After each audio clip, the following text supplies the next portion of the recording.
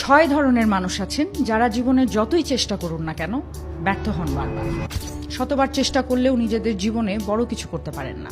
Number 1, সেই মানুষরা যারা সবকিছু নিয়ে শুধু ভাবেন, অতিরিক্ত চিন্তা করেন, কিন্তু কাজের সময় এলে কিছুই করেন না। নাম্বার 2, সেই মানুষরা যারা সব সময় অজুহাত খোঁজেন, তার ভুল ছিল, না হলে আমি পারতাম, আমার তো সময় কম, আমার ভাগ্যটাই খারাপ চলছে।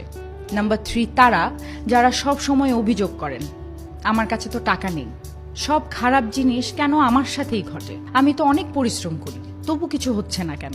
নিজেকে সব সময় ভুক্তভোগী হিসেবে দেখাতে ভালোবাসেন। আর 4th নাম্বার সেই মানুষরা যারা সব সময় অন্যদের জন্য বাঁচেন, নিজের সুখ নিয়ে ভাবেন না, তার যেন খারাপ না লাগে, তার উপকারটা আগে করি, এক্সেট্রা এক্সেট্রা। আর 5th নাম্বার তারা যারা বলেন আজ করার ইচ্ছে নেই, কাল করব, এখন সঠিক সময় নয়, পরে দেখা যাবে।